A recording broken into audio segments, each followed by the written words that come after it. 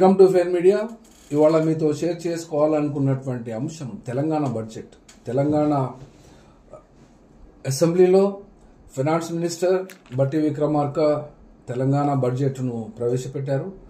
దానిపై చర్చ, విమర్శ మరియు దాని పట్ల ఖండన మరియు డిఫెన్స్ ఇవన్నీ కూడా జరుగుతున్నటువంటి సందర్భాన్ని మనం నిన్నటి నుండి మీడియాలో, పత్రికలలో, ప్రైవేట్ డిస్కషన్స్లో అన్ని చోట్ల కూడా ఇది కనబడుతుంది.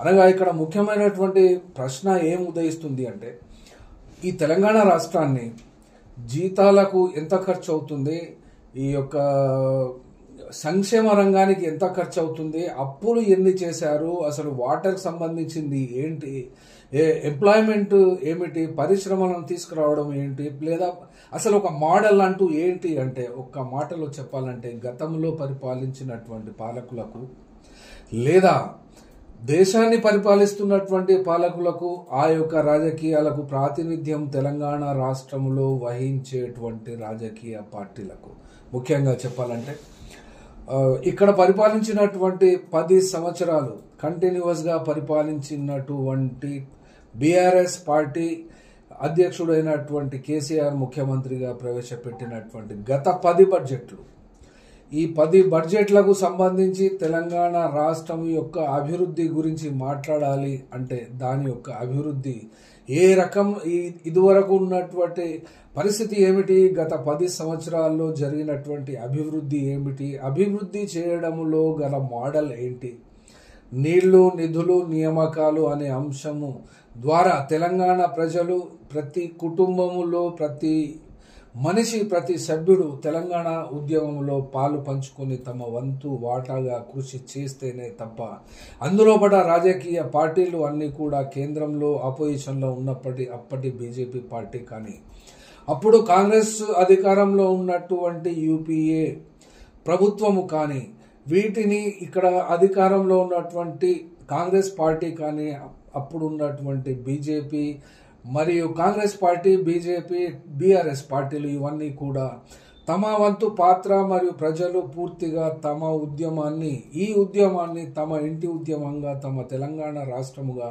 తమ సొంత రాష్ట్రంగా మనకు పరిపాలించుకునే అధికారం మనకు కావాలి, ఈ ఆంధ్ర వాళ్ళ పరిపాలన మనకు అవసరం లేదు, పచ్చడేసుకొని తిన్నా కూడా మన పరిపాలకులు ఉండాలి, మన స్వీయ పరిపాలన ఉండాలి అని చెప్పి భావించి అందరూ కలిసి తెలంగాణ రాష్ట్రాన్ని అటు యూపీఏ ప్రభుత్వంలో ఉన్నప్పటి సోనియా గాంధీ కానీ, మన్మోహన్ సింగ్ దానికి పార్లమెంట్లో ఆమోదము తెలియజేసిన, రాజ్యసభలోనూ అన్ని రకాలుగా చేసినా కూడా చిదంబరం దీంట్లో ముఖ్య పాత్ర పోషించినా కూడా, కాలయాపన చేసినా కూడా బీఆర్ఎస్ పార్టీయే ఈ యొక్క తెలంగాణ రాష్ట్ర సాధనలో తమ ఖాతాలో వేసుకున్నప్పటి నుండి ఇప్పటి వరకు, అనగా 2023 డిసెంబర్ నెలలో రేవంత్ రెడ్డి ప్రభుత్వం అధికారంలోకి వచ్చేంత వరకు 10 సంవత్సరాలు కంటిన్యూస్గా 2 దఫాలుగా ఈ యొక్క రాష్ట్రాన్ని ఏలినటువంటి బీఆర్ఎస్ పార్టీ చేసినటువంటి ప్రయోగము ఏమిటి, చేసిన పరిపాలన విధానము ఏమిటి,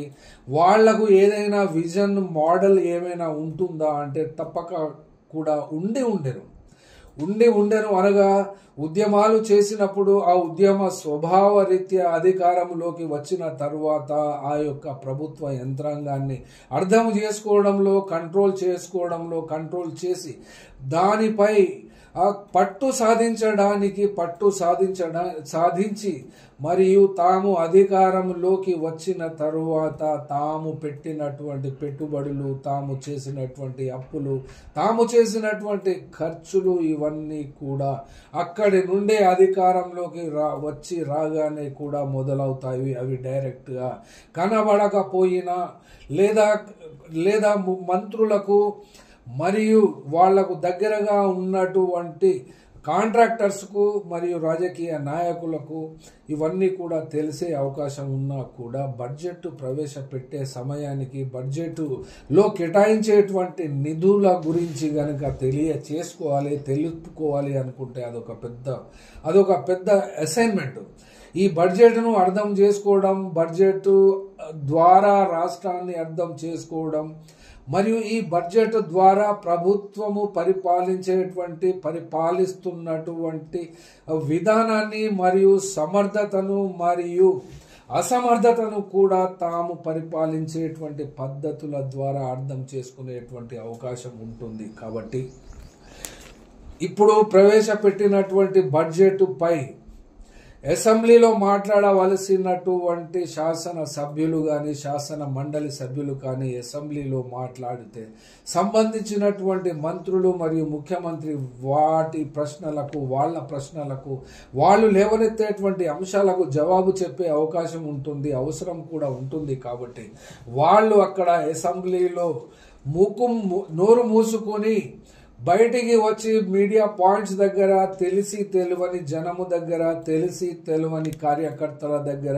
తెలిసి తెలియనటువంటి వాళ్ళ దగ్గర తమకు వచ్చినటువంటి అంకెల గారడి, తమకు వచ్చినటువంటి పరిపాలన అనుభవాన్ని కుమ్మరించుకొని ఆ యొక్క అంకెల గారడి చేస్తూ ఈ యొక్క బడ్జెట్ను తప్పు పట్టి ప్రజలను తప్పుతో పట్టించడంలో ఇక్కడ బీఆర్ఎస్ పార్టీని కానీ అట్లాగే భారతీయ జనతా పార్టీని కానీ వేరువేరుగా చూసే పరిస్థితి ఇక్కడ కనబడతలేదు. ఎందుకనంటే 2023 నుండి కూడా లాస్ట్ ఇయర్ జరిగిన పార్లమెంటు ఎన్నికల సమయంలో కూడా ఈ యొక్క బీజేపీ పార్టీ ఈ యొక్క బీఆర్ఎస్ పార్టీ వాళ్లకు ఒక అండర్స్టాండింగ్ ఉన్నట్టుగానే పార్లమెంటులో ప్రవేశపెట్టినటువంటి ప్రజా వ్యతిరేక చట్టాలన్నిటినీ కూడా ఏ చట్టం అనడానికి లేదు, కనీసానికి ప్రజా కంటకమైనటువంటి ప్రజలకు వ్యతిరేకమైనటువంటి ప్రతి సందర్భంలో ప్రవేశపెట్టిన బిల్లులకు బీఆర్ఎస్ పార్టీ ఎంపీలు సపోర్టు చేశారు. అట్లాగే అసెంబ్లీ విషయానికే వస్తే గత అసెంబ్లీ జరిగిన తరువాత అసెంబ్లీ ఎన్నికల సమయంలో కూడా బీఆర్ఎస్ పార్టీ తమ అభ్యర్థులకు ఖచ్చితమైనటువంటి ఓటమి జరుగుతుంది అని తెలిసిన చోట్లల్లా అక్కడ చేతులు ఎత్తేసి బీజేపీ పార్టీకి ఇండైరెక్ట్ గా 1 రోజు 2 రోజుల ముందు సమర్థించమని తమ యొక్క క్యాడర్ ద్వారా తమ యొక్క డైరెక్ట్ ఆదేశాల ద్వారా ఆ అభ్యర్థులకు యాక్టివ్ చేయడము మరియు ఇన్యాక్టివ్ గా ఉంచడం వంటి నిర్ణయాలు కూడా బీఆర్ఎస్ పార్టీ హెడ్ క్వార్టర్స్ నుండి ముఖ్యంగా నడిపించినటువంటి 5-6 ఈ 4 ఎలాగో ఉన్నారు.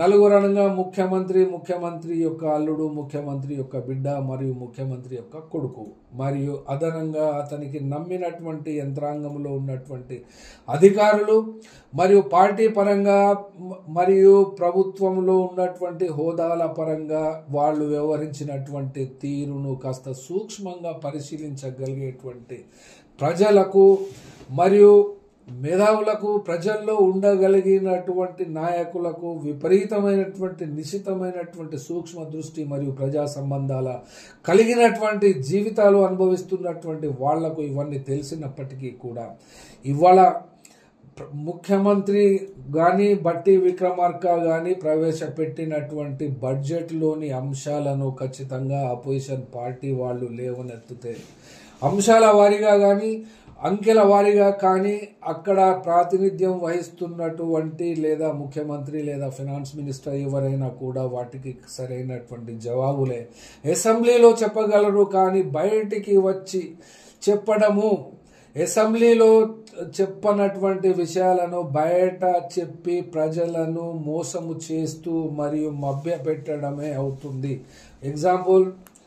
ఒక్కటే ఎగ్జాంపుల్ తీసుకుని చెప్పాలి అంటే అసలు బడ్జెట్ యొక్క సారాంశము మరియు స్వరూపము మొత్తము కూడా ఇక్కడ చెప్పవలసి వస్తుంది. ఇక్కడ చెప్పడానికి ఒక వీడియో చివరి వరకు చూడాలని చెప్పి కూడా విజ్ఞప్తి చేస్తున్నాము. ఎందుకనంటే ఇది ఒక వరుస క్రమములో బడ్జెట్ గురించి చెప్పడం రాదు, మధ్యలో వేరే అంశాలు కూడా వచ్చే అవకాశం ఉంటుంది. కాబట్టి వీటిని ఖచ్చితంగా చెప్పాలి అంటే ఇది ఒక ఎన్సైక్లోపీడియాగా కూడా ఉండదు. ఈ అంకెలు ఇక్కడ నుండి తీసి దాంట్లో వేయడం, ఆ ఖాతా నుండి తీసి ఇంకో ఖాతాలో వేయడం, ఈ ఖాతా నుండి తీసి ఆ ఖాతాలో వేయడం, కనీసానికి ఒక 200-150 ఖాతాలలో ఈ యొక్క లెక్కలను జమ చేసి సరిచేసి ఒక బడ్జెట్ను ఏ ప్రభుత్వములో ఉన్నా ఇక్కడ తెలంగాణ రాష్ట్రంలో లేదా ఉమ్మడి ఆంధ్రప్రదేశ్ లేదా అవిభక్త రాష్ట్రాలు పరిపాలించినటువంటి కాంగ్రెస్ పార్టీ వాళ్లకు కానీ కేంద్రంలో పరిపాలించినటువంటి యూపీఏ పార్టీ వాళ్లకు కానీ ఇటు బీఆర్ఎస్ పార్టీ వాళ్లకు కానీ లేదా దేశంలో పరిపాలిస్తున్నటువంటి బీజేపీ పాలిత రాష్ట్రాలకు కానీ సొంత ఆఫీసర్స్ ఉండరు.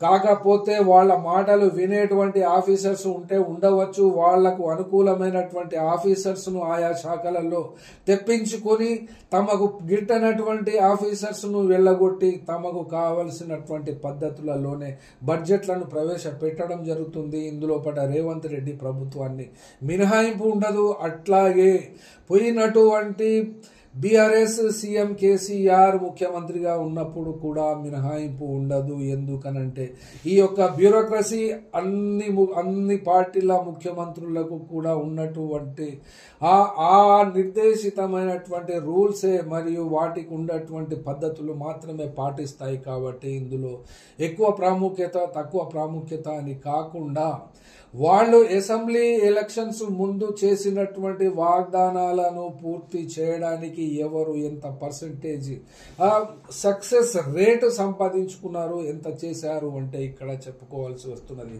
2014 కంటే ముందు 2000 సంవత్సరం నుండి 2014 వరకు ఈ 14 సంవత్సరాల పోరాటములో అనగా బీఆర్ఎస్ పార్టీ ఇంచుమించుగా 1 సంవత్సరం 6 నెలలు తేడా అయితే ఉండవచ్చు. కానీ బీఆర్ఎస్ పార్టీని స్థాపించినటువంటి కేసీఆర్ మరియు తెలంగాణ రాష్ట్ర సాధన తరువాత ముఖ్యమంత్రిగా పదవి బాధ్యతలు చేపట్టిన తరువాత అంతవరకు చేసినటువంటి వాగ్దానాలను ఏ మేరకు అమలు పరిచారో, ఏ మేరకు వాళ్ళ ఎలక్షన్ మేనిఫెస్టోలో పొందపరిచి ఎలక్షన్లో అధికారాన్ని దక్కించుకున్న తరువాత 2018 వరకు ఎంత పర్సెంటేజ్ సక్సెస్ రేట్ ఉంది చెప్పడానికి గనక చూస్తే వాళ్ళకే గుర్తులేనటువంటి అంశాలు 100 ఉంటవి.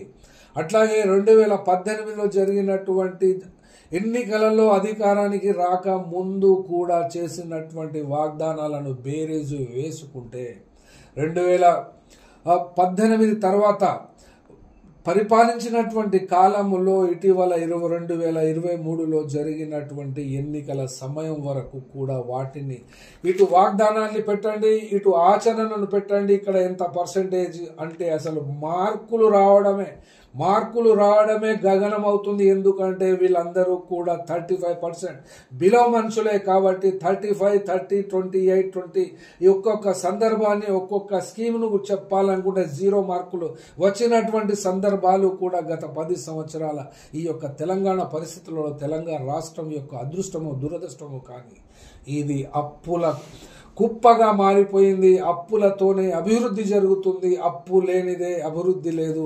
అప్పు లేనిదే ముద్ద దిగదు, ముద్ద నోట్లోకి పోదు ప్రభుత్వానికి కానీ ప్రభుత్వ యంత్రాంగానికి కానీ ఇప్పుడు ఉన్నటువంటి ప్రజానికానికి కానీ.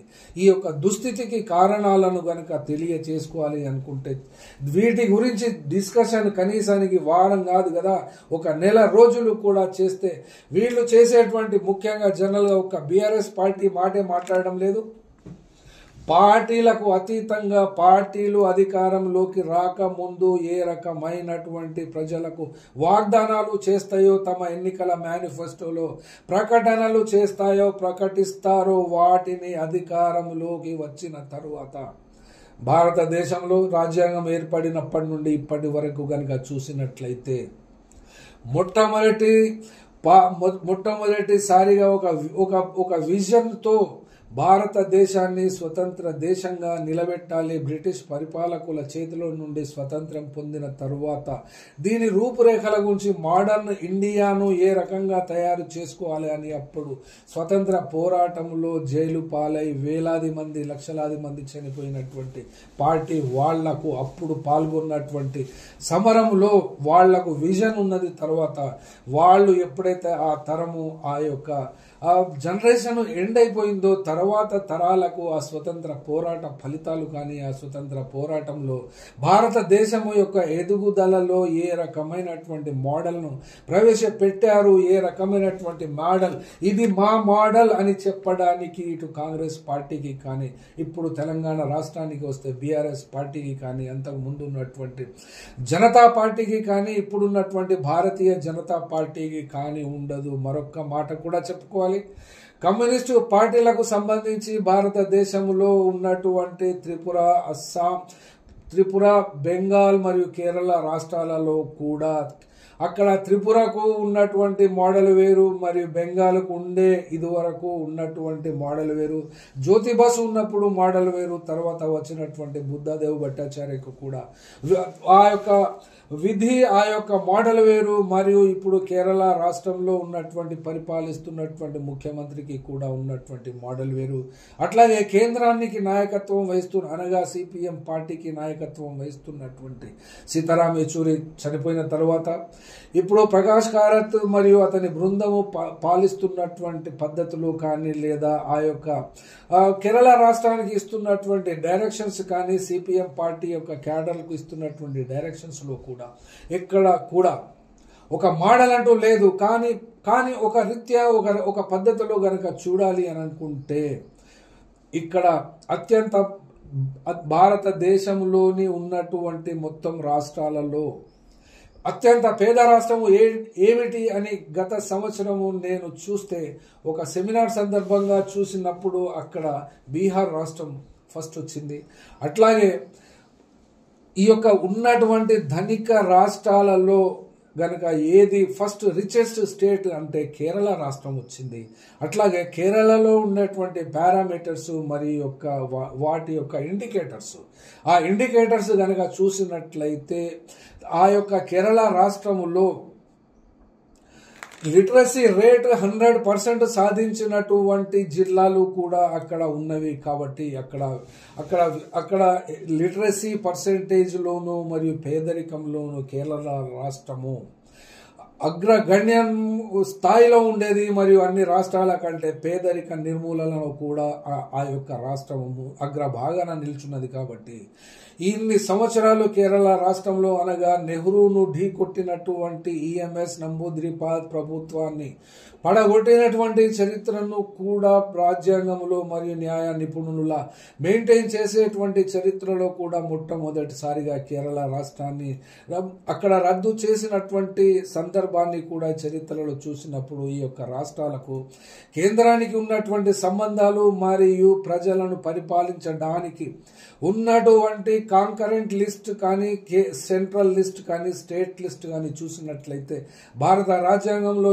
ఇవి పొందపరిచినటువంటి ప్రజల మీద ట్యాక్సులు విధించడానికి అధికారాలు లేవీలు కానీ విధించడానికి కేంద్రానికి ఒకవైపున రాష్ట్రాలకు ఒకవైపున ఇవి సమానంగా భారతదేశంలో ఉన్నటువంటి 29 రాష్ట్రాలకు మరియు కేంద్ర పాలిత ప్రాంతాలకు కూడా ఆ రకమైన పరిపాలన సౌలభ్యము రాజ్యాంగం ద్వారా సంక్రమించినందువలన తెలంగాణ రాష్ట్రము ఆవిర్భవించిన తర్వాత లెక్కలు గనక చూసినట్లయితే ఫస్ట్ టైం ఇక్కడ చర్చ జరుగుతున్నది అప్పులు ఎవరు ఎక్కువ చేశారు అంటే ఫస్ట్ అప్పుల విషయమే మాట్లాడదాం. అప్పుల విషయమే మాట్లాడాలి అని అనుకుంటే 2014 నుండి 2024 వరకు 10 సంవత్సరాల కాలంలో ఇక్కడ వస్తున్నటువంటి ఆర్టిఫిషియల్ ఇంటెలిజెన్స్ లెక్కల ప్రకారమే కానీ లేకుంటే వేరే సర్వే రిపోర్ట్స్ ప్రైవేట్ గా కానీ ప్రభుత్వ పరంగా ఇచ్చేటువంటి రిపోర్ట్స్ ఆధారంగా ఆర్టిఫిషియల్ ఇంటెలిజెన్స్ ఇస్తున్నటువంటి రిపోర్ట్సే కాకుండా ఇక్కడ అసెంబ్లీలో ప్రవేశపెట్టేటువంటి డాక్యుమెంట్స్ ఆధారంగానే చెప్పాలి అనుకుంటే 22-23 వరకు తెలంగాణ రాష్ట్రంలో ఉన్నటువంటి అప్పు 3,56,484 కోట్లు. తర్వాత 2023-2024లో ఇది పెరిగి 4,03,664 కోట్లకు ఇది పెరిగింది. అనగా ఇక్కడ వచ్చినటువంటి వ్యత్యాసం ఇక్కడ 2022 2023కు అక్కడ ఉన్నటువంటి బడ్జెట్ రాష్ట్ర ప్రభుత్వములో మారిన పరిస్థితులు అనగా ప్రభుత్వము మారింది కాబట్టి 2023 డిసెంబర్లో రాష్ట్రాన్ని ముఖ్యమంత్రిగా ప్రమాణ స్వీకారము చేసినటువంటి టైంలో కూడా ఆ లెక్కలు వేసినా కూడా ఇక్కడ పెరిగినటువంటి బడ్జెట్ను లెక్కలో చూసుకోవాల్సి వస్తుంది. అదే పెరిగినటువంటి బడ్జెట్ అప్పు, ఈ యొక్క అప్పు తెలంగాణలో 23-24లో 47,539 కోట్లకు పెరిగింది. అనగా ఈ యొక్క ఒక సంవత్సరానికి యావరేజ్ చొప్పున ఈ యొక్క 2 సంవత్సరాలలో చూస్తే అంత అయింది. తర్వాత 2024-2025కు ఈ పెరిగినటువంటి అప్పు విలువ 4,51,203 కోట్లు.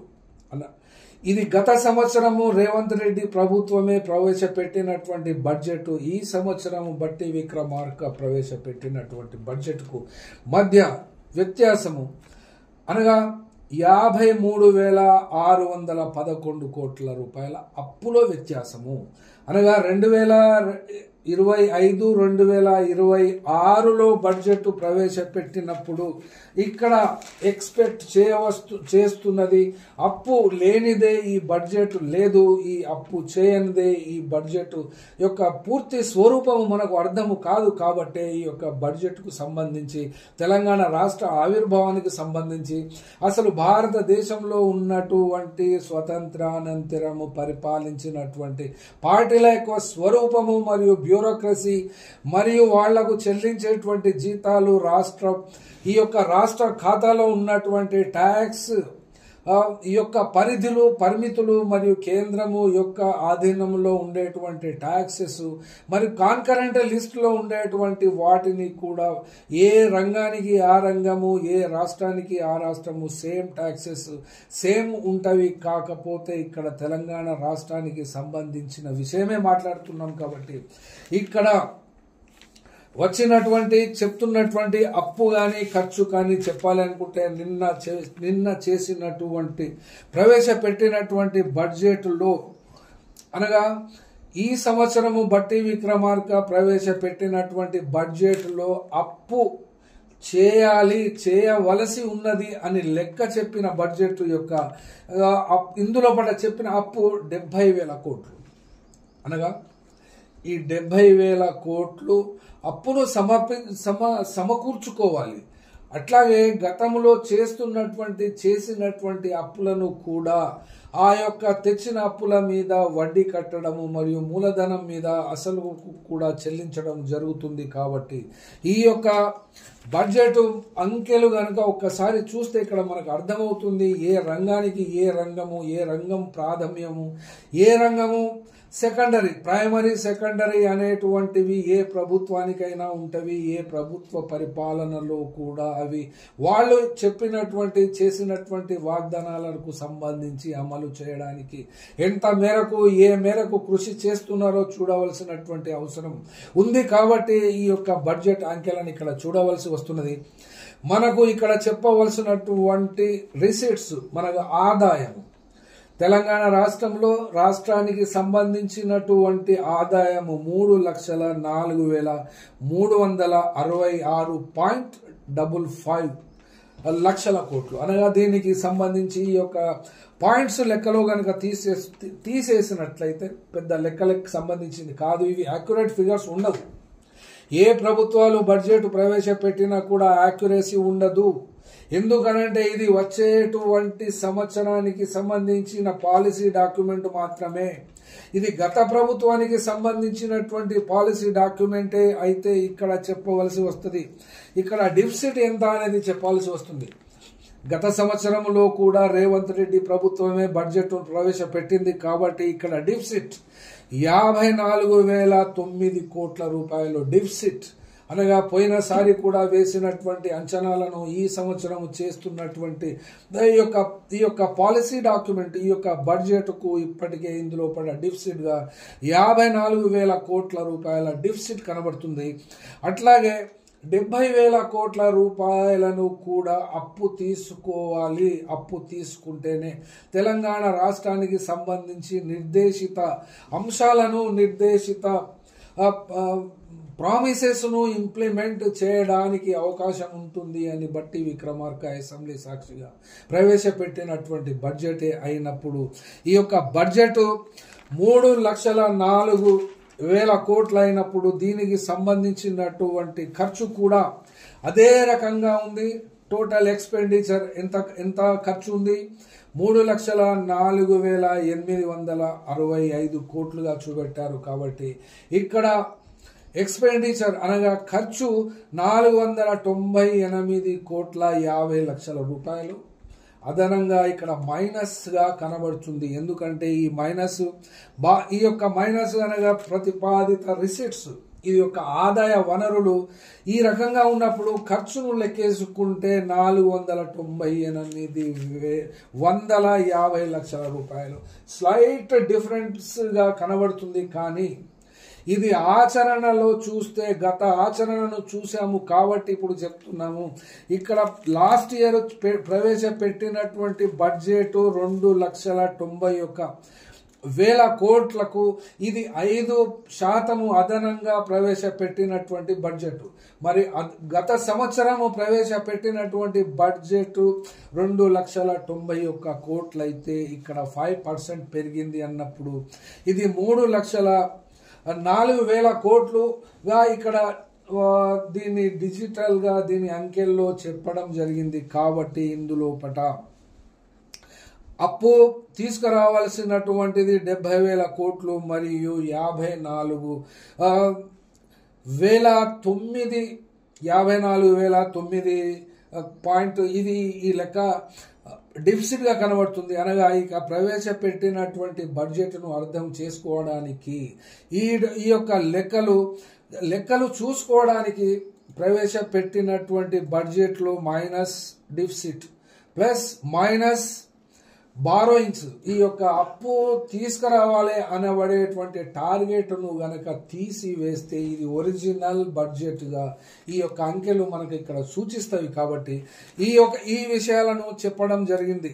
కాకపోతే ఈ బడ్జెట్ యొక్క ప్రాక్టికల్ గా చూస్తే ఎలాగైతే గత సంవత్సరం యొక్క బడ్జెట్ ను ఈ సంవత్సరం వరకు చూస్తే 54,000 కోట్ల రూపాయల డిఫిసిట్ కనబడ్డప్పుడు ఈ సంవత్సరం ప్రవేశపెట్టేటువంటి బడ్జెట్ కూడా ఆ రకమైనటువంటి డిఫిసిట్ నే ఎదుర్కోబోతుంది. కాబట్టి తెలంగాణ రాష్ట్రం యొక్క దురదృష్టమా లేదా అదృష్టమా, స్వీయ పరిపాలనలో అప్పుల కుప్ప, ఇది ఒక మాటలో చెప్పాలంటే తెలంగాణ రాష్ట్రము గత 10 సంవత్సరాల నుండి ఇప్పటి వరకు కూడా ఇది అప్పుల రాష్ట్రంగానే తన యొక్క పరిపాలనను, తన యొక్క జీవితాన్ని, తన యొక్క అదృష్టాన్ని, తన యొక్క దురదృష్టాన్ని కూడా తనతో కలుపుకుంటూ ఇది నడుచుచున్నది భారతదేశంలో ఒక రాష్ట్రముగా.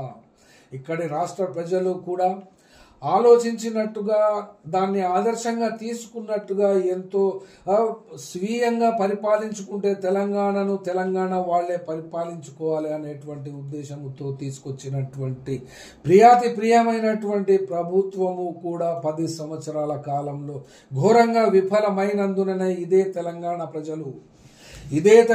ప్రజలు 10 సంవత్సరాల తరువాత 10 సంవత్సరాల పరిపాలనలో జరిగినటువంటి అవినీతిని మరియు అహంకారాన్ని, ఆ యొక్క అహంకారానికి దెబ్బతీసి వాళ్లకు బుద్ధి చెప్పంగానే ఇప్పుడు వచ్చేటువంటి ఈ ప్రభుత్వం వచ్చింది. కాబట్టి ఈ యొక్క రేవంత్ రెడ్డి ప్రభుత్వము కేంద్రములో కూడా కాంగ్రెస్ ప్రభుత్వము లేదు, సపోర్ట్ చేయడానికి కూడా బీజేపీ ప్రభుత్వం ముందుకు రావడం లేదు. కాకపోతే ఇక్కడ కాంగ్రెస్ ప్రభుత్వమైనా బీజేపీ ప్రభుత్వమైన బీజేపీ కేంద్రంలో మోడీ ప్రభుత్వము, అమిత్ షా ప్రభుత్వము ఉంది. కాబట్టి వాళ్ళు 10 రూపాయలు ఖర్చు చేసిన కనీసానికి 10,000 ఓట్లు కావాలి అనేటువంటి ఉద్దేశముతోటే పరిపాలన సాగిస్తున్నట్టుగా గత 10 సంవత్సరాల కాలములో ఇక్కడ భారతదేశంలో చూస్తున్నాము.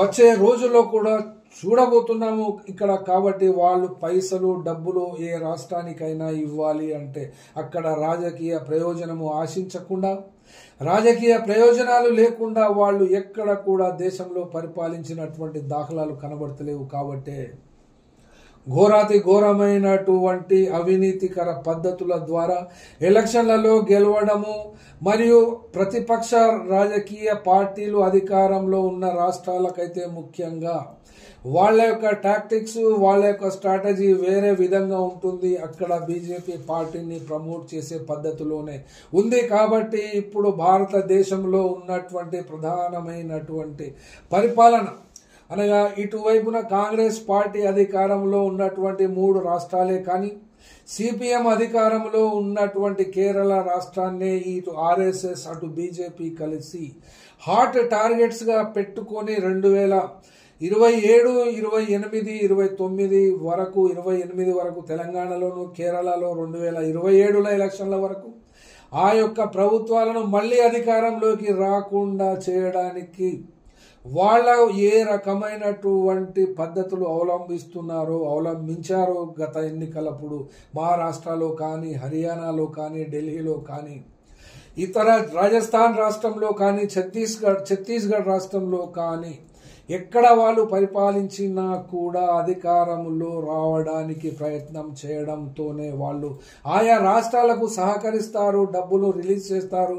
ఫ్యాక్టరీస్ పెట్టడము కానీ, డెవలప్మెంట్ ప్రోగ్రామ్స్ కానీ, కొత్త స్కీమ్స్ కానీ పెట్టాలి అనుకుంటే వాళ్లకు రాజకీయ ప్రయోజనాలే కావాలి. కాబట్టి అదే పద్ధతిలో తెలంగాణ రాష్ట్రాన్ని కూడా టార్గెట్గా పెట్టారు. కాబట్టి ఈ యొక్క తెలంగాణ రాష్ట్రాన్ని అభివృద్ధిలోకి తీసుకురావాలి. వాళ్ళు ఇచ్చినటువంటి ప్రామిసెస్ను ముఖ్యంగా కేంద్రంలో ఉన్నటువంటి ప్రభుత్వానికి వ్యతిరేకంగా పనిచేస్తున్న రాహుల్ గాంధీ కానీ, ఎందుకనంటే రాహుల్ గాంధీ పార్లమెంటులో ప్రతిపక్ష నాయకుని హోదాగా తెలంగాణ రాష్ట్రాన్ని పర్యటించి తెలంగాణ రాష్ట్రానికి మరియు కాంగ్రెస్ పాలిత రాష్ట్రాలకు ఒక మార్గదర్శకమైనటువంటి మండలిలో ఉండి కాబోయేటువంటి ప్రధానమంత్రి క్యాండిడేట్గా తమకు తాముగా కానీ లేదా అపోజిషన్ లీడర్ల ద్వారా కానీ లేదా స్వీయంగా కానీ ఎలివేట్ చేసుకుంటున్నటువంటి సందర్భంలో కాంగ్రెస్ పార్టీ కార్యకర్తలు కూడా ఎలివేట్ చేసి చూస్తున్నటువంటి సందర్భంలో కూడా ఇక్కడ అధికారంలోకి తీసుకురావడానికి రేవంత్ రెడ్డి పాత్ర ఇక్కడ ప్రధాన కారణము. మరియు బీఆర్ఎస్ పార్టీ యొక్క పరిపాలించిన 10 సంవత్సరాల తీరు ఇక్కడ ప్రధానం. కాబట్టి రేవంత్ రెడ్డి ప్రభుత్వము అటు మోడీ దగ్గర ఒప్పించుకొని అయినా సరే, మంచి మాట మాట్లాడుకొని అయినా సరే, లేదా మానవ సంబంధాలను నెరిపి అయినా సరే, శత్రువుతో కానీ మిత్రుతో కానీ మానవ సంబంధాలను తెగదెంపులు చేసుకున్నటువంటి ఏ సందర్భంలోనూ ఏ రాజకీయ పార్టీ కూడా మంచి మనుగడ సాగించడము, ప్రజల యొక్క మన్ననలను పొందడం అనేది భారతదేశ చరిత్రలోనే కాదు ప్రపంచ చరిత్రలో కూడా ఇది ఎక్కడా జరగదు. కాబట్టి రేవంత్ రెడ్డి స్వయంగానే ప్రతి సందర్భంలోనూ తమ పార్టీ అధినాయకులను కలవడము మరియు కేంద్రంలో ఉన్నటువంటి మంత్రిత్వ శాఖలను కలుపుకోవడం, మోడీతోటి అపాయింట్మెంట్ తీసుకోవడం, తమ రాష్ట్రానికి కావలసినటువంటి వనరులను లేదా నిధులను తెప్పించుకోవడం చేస్తూనే ఉన్నప్పటికీ కూడా అప్పులు లేకుండా తెలంగాణ రాష్ట్రాన్ని పరిపాలించే పరిస్థితి లేదు. 1, 2, 3 సందర్భాలలో కూడా రాష్ట్ర ముఖ్యమంత్రి జీతాలు ఇవ్వడానికే తల ప్రాణము తోకకొస్తుంది అని చెప్తూ తన గోసపడుతున్నాను, అప్పులకే పైసలు పోతున్నవి, జీతాలు ఇవ్వడానికే సస్తున్నాము అని చెప్పడంలో కూడా ఒక అంతరమే ఉంది. అట్లాగే ఉద్యోగులను కూడా అదే మాట చెప్పారు.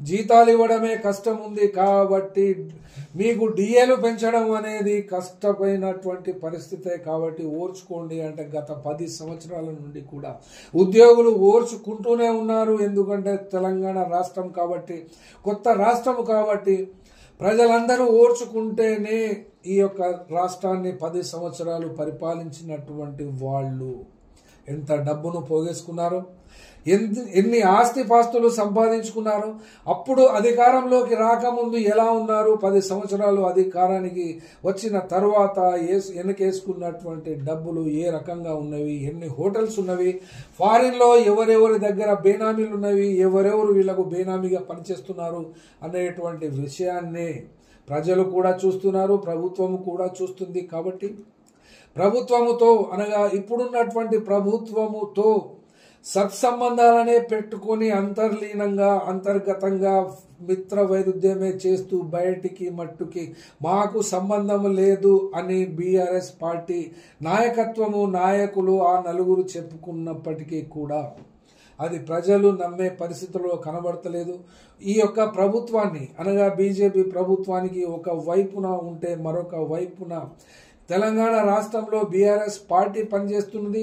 బీఆర్ఎస్ పార్టీయే బీజేపీ పార్టీ అని కేంద్రంలో చెప్పవలసి వస్తుంది. కేంద్రానికి ఉన్నటువంటి డైరెక్ట్గా కానీ ఇండైరెక్ట్గా కానీ అదే సంబంధం ఉంది. కాబట్టి తెలంగాణ రాష్ట్రంలో బీజేపీ నాయకులు మరియు బీజేపీకి రాష్ట్ర అధ్యక్షులను కూడా మార్చుకోగలిగినటువంటి స్థాయి పరిస్థితి కేసీఆర్కు వ్యక్తిగతంగా ఉండడం మూలానే గతంలో పనిచేసినటువంటి బీజేపీ రాష్ట్ర అధ్యక్షుడిని మార్చి తనకు అనుకూలమైనటువంటి రాష్ట్ర అధ్యక్షుడినే పెట్టుకోవడం మూలాన ఇక్కడ వాళ్లకు అంతర్గతంగా ఉన్నటువంటి సంబంధాలను కూడా తెలంగాణ ప్రజలు అర్థము చేసుకోలేనంత మూర్ఖులుగా కానీ అమాయకులుగా కానీ లేరు అని బీఆర్ఎస్ పార్టీ వాళ్ళు ఇప్పటి వరకు అనుకోకుండానే ఉన్నారు. కాబట్టి వాళ్లకు అర్జెంటుగా ఇక్కడ తెలంగాణ రాష్ట్రంలో వాళ్లకు పల్లెంలో పెట్టి ముఖ్యమంత్రి పదవి ఇస్తారు అనేటువంటి అదుర్దాతోటే విమర్శలు చేయడం చేస్తున్నారు తప్ప ఆ యొక్క విమర్శలలో సహేతుకత ఉండదు. ఎందుకు ఉండదు అని చెప్పడానికి వస్తే ఇక్కడ 6 గ్యారంటీలకు డబ్బులు కేటాయించలేదు. 6 గ్యారంటీలు గోవిందా అని ఒకవైపున కిషన్ రెడ్డి, ఒకవైపున కేటీఆర్ చెప్తున్నారంటే ఇక్కడ చెప్పవలసిన అంశమే వస్తుంది. 6 గ్యారంటీల పథకానికి కేటాయించినటువంటి డబ్బు 56,084 కోట్లు అనగా 56,000 కోట్ల రూపాయలు ఈ బడ్జెట్ ప్రవేశపెట్టినటువంటి దాంట్లో 70,000 రూపాయలు 70 లక్షల రూపాయలు అప్పుకు ఎదురు చూడాల్సిన దుస్థితి, మరియు ఉన్నటువంటి దాంట్లోనే కట్టవలసినటువంటి క్యాపిటల్ ఎక్స్పెండిచర్ కానీ లోన్స్ అడ్వాన్సెస్ రీపేమెంట్ ఇవన్నీ కలిపితే 1,21,526 కోట్లు ఇవన్నీ అప్పుల కిందనే పోయినప్పుడు తెలంగాణ రాష్ట్ర అభివృద్ధి ఎక్కడ జరుగుతుంది, ఏ రకంగా జరగబోతుంది అని అంటే ఏ రకంగా జరుగుతుంది, ఏ రకంగా అభివృద్ధి అంటే ఇక్కడ అభివృద్ధియే ఒక నమూనాగా కనబడడానికి చెప్పడానికి ఏమీ లేదు. మీ మీద ట్యాక్సెస్ వేయకుండా ఉంటాము, ధరలు పెరగకుండా ఉండాలి, ట్యాక్సెస్ వేయకుండా ఉండడమే మాత్రమే యథాతథమైనటువంటి పరిస్థితిని కొనసాగించడమే అభివృద్ధిగా ఇక్కడ చెప్పవలసి వస్తున్నది. ప్రభుత్వము కూడా రేవంత్ రెడ్డి ప్రభుత్వము కూడా అలాగే చెప్పే ప్రయత్నమే చేస్తుంది. కానీ ఎన్ని గారడీలు చేసినా ఏ రకంగా చెప్పినా కూడా ప్రజలకు ఒరిగింది కూడా ఇక్కడ చేసినటువంటి 6 గ్యారంటీలకు కేటాయించినటువంటి డబ్బుల వివరాలు 2 నిమిషాలు చూడండి. రైతు భరోసాకు 18,000 కోట్ల రూపాయలు మట్టుకి ఈ యొక్క 26వ సంవత్సరానికి కేటాయించినట్టుగా బడ్జెట్లో సూచించడమైనది ఇది.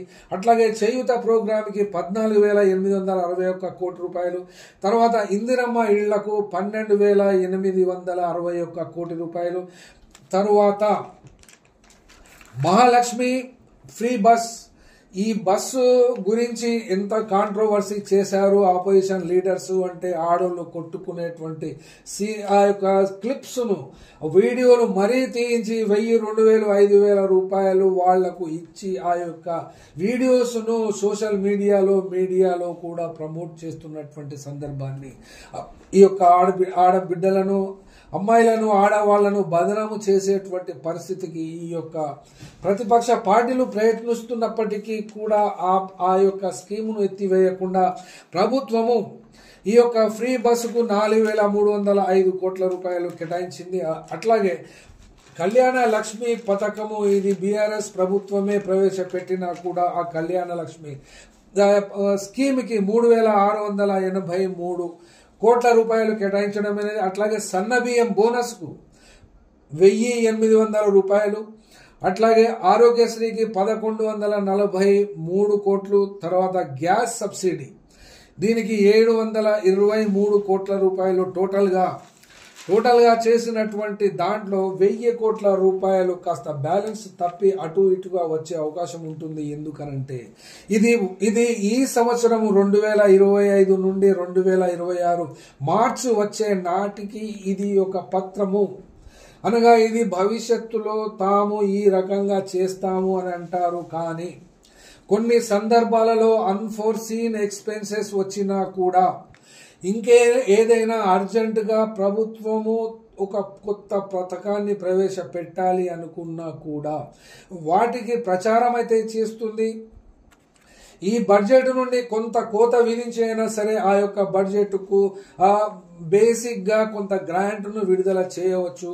కాబట్టి ఈ 1000 కోట్ల బ్యాలెన్స్ అటు ఇటుగా ఉంటుంది. ఎందుకంటే ఈ టోటల్స్ చేయడంలో కానీ కేటాయింపుల్లో కానీ తేడాలు వచ్చేటువంటి సందర్భాన్ని ఇక్కడ చూసినప్పుడు ప్రత్యేకంగా ఈ 6 గ్యారంటీలకు కేటాయించినటువంటి డబ్బు సరిపోతుందా లేదా అనేటువంటి అంశమే వివరాల్లోకి పోతే తెలుస్తుంది. కాబట్టి ఈ యొక్క ట్యాక్సెస్ రాష్ట్ర ప్రభుత్వ ఆధీనంలో ఉండేటువంటి ట్యాక్సెస్ను పెంచడమా పెంచకపోవడమా అనేది ఇప్పుడైతే ప్రభుత్వము దగ్గర ఎలాంటి ప్రతిపాదనలు ఉన్నట్టు ఈ బడ్జెట్లో కనబడతలేదు. కాబట్టి ఈ యొక్క ప్రతిపాదనలను తాత్కాలికంగా ఆపివేసినట్లుగా అర్థం చేసుకోవాల్సి వస్తుంది.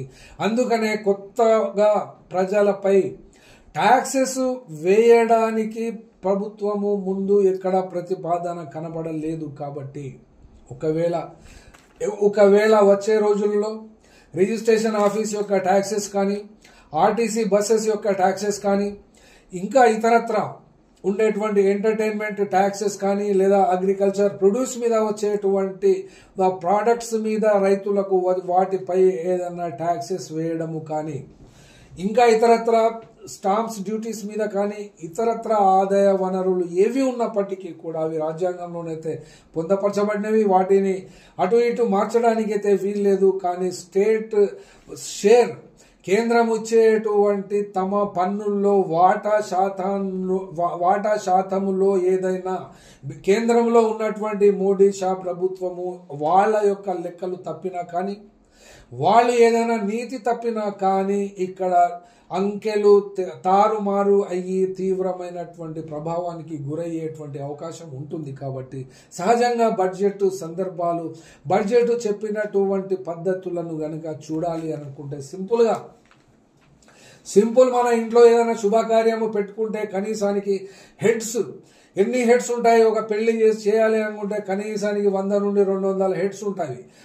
ఆ యొక్క హెడ్స్ను ఏ రకంగా ఖర్చు పెట్టాలి, తమ దగ్గర ఉన్నటువంటి పొదుపు ఎంత ఉంది, ఆల్రెడీ ఎంత మనకు బయట నుంచి అవసరం వస్తుంది అనంటే ఇది సగటు లోయర్ మిడిల్ క్లాస్ లెవెల్లో తెలంగాణ రాష్ట్రము ఉంది. కాబట్టి లోయర్ మిడిల్ క్లాస్ ఒక వ్యక్తి ఏ రకంగానైతే తమ ఇంట్లో ఒక శుభకార్యము, బిడ్డ పెళ్లి చేయాలి అనుకుంటే ఏ రకమైనటువంటి అవస్థ పడాల్సి వస్తుందో తెలంగాణ రాష్ట్రము కూడా తెలంగాణ రాష్ట్ర సాధన తరువాత కూడా ఆ రకమైనటువంటి పద్ధతినే అవలంబిస్తుంది. కాబట్టి ఇప్పుడు ఈ యొక్క ప్రభుత్వంలో 70,000 కోట్ల రూపాయల అప్పుల మీద, మరియు అట్లాగే ఈ యొక్క ప్రభుత్వము 6 గ్యారంటీల మీద పెట్టబోయేటువంటి 56,000 కోట్లకు అటు ఇటు బ్యాలెన్స్ గాను, మరియు స్టేట్ షేర్ పరంగా తమకు ఈ కేటాయించేటువంటి డబ్బుల పరంగాను, లేకుంటే స్టేట్ క్యాపిటల్ లోపల వచ్చేటువంటి ఇన్కమ్ ఏదైనా ఉంటే కూడా కాస్త హెచ్చు తగ్గుల్లో అది ఒక ప్రభుత్వం ఖర్చుల్లోనే పోతుంది. కాబట్టి ప్రజలకు ఇక్కడ అదనపు భారం ఏమీ పడలేదు, కాబట్టి పడబోదు అని చెప్పి కూడా ప్రభుత్వము చెప్తుంది. కాబట్టి ఈ బడ్జెట్ను అభివృద్ధికరమైనటువంటి బడ్జెట్గానే కాకుండా ఈ యొక్క అప్పులతోనే అభివృద్ధి సాధిస్తున్న తెలంగాణ అని చెబుతూ గత ప్రభుత్వాలు పరిపాలించినటువంటి పద్ధతికి కాస్త మెరుగైన పద్ధతిగానే ఈ యొక్క ప్రభుత్వంలో ఉన్నటువంటి బడ్జెట్ సాధారణంగా రియాలిటీకి దగ్గరగా ఉండాలి అని చెప్పి చూస్తూ ఈ యొక్క రాబోయేటువంటి రోజుల్లో ఈ యొక్క బడ్జెట్ యొక్క నిర్వహణ ఎలా ఉంటుందో కూడా ఇప్పుడు చెప్పడానికి, అంటే మళ్ళీ ఫిస్కల్ డెఫిసిట్ గురించి చెప్పాలి. ఇదే ముఖ్యమంత్రి లాస్ట్ ఇయర్ ప్రవేశపెట్టినటువంటి బడ్జెట్లో కూడా 54,000 కోట్ల రూపాయల 54,900.009 crores డిఫిసిట్ ఉన్నప్పుడు ఇక్కడ కూడా డిఫిసిట్ ఉండే అవకాశం ఉంటుంది. కాబట్టి ఈ బడ్జెట్ పై ప్రజలు ఆశలు పెట్టుకున్నట్టుగా కానీ లేకుంటే ప్రజలకు ఆశలు ఉన్నట్టుగా కానీ ఇక్కడ చూడడానికి వీల్లేదు. ఎందుకనంటే ఈ యొక్క భారతదేశం బడ్జెట్ కాదు, భారతదేశ బడ్జెటే ఆ రకంగా ఉన్నప్పుడు. అనగా గత సంవత్సరం బడ్జెట్ 42 లక్షల కోట్లు ప్రవేశపెట్టిన నిర్మలా సీతారామన్ ఈ సంవత్సరం ప్రవేశపెట్టినటువంటి బడ్జెట్ 50 లక్షల కోట్లకు పెట్టినప్పుడు భారతదేశంలో 75 కోట్ల మంది 5 రూపాయల బియ్యానికి 5 కిలోల బియ్యానికి ఆధారపడి ఆ బియ్యంపై ఆధారపడి బ్రతుకుతున్నారని నరేంద్ర మోడీ చెప్పినటువంటి పరిపాలన యొక్క మోడల్ దేశంలోనూ ఎలాగైతే లేదో భారతదేశంలో ఉన్నటువంటి మిగిలిన పార్టీలకు కూడా లేనందున కాస్తో కూస్తో ఉన్నది అని అనుకుంటే ఆ 2 ఇండికేటర్స్లో మాత్రమే కేరళ రాష్ట్రాన్ని చూడవలసి వస్తుంది తప్ప మిగిలినటువంటి ఏ రాష్ట్రంలోనూ కూడా ప్రజలు అదృష్టవంతుల దురదృష్టవంతుల వాళ్ళ కంచములో ఏం పోతుంది కడుపులకు, తాము ఏ రకమైనటువంటి రెండు పూటలు తింటున్నారా, 2 పూటల్లో 1 పూట ఉపవాసం ఉంటుండ్రా, అందరూ పోషక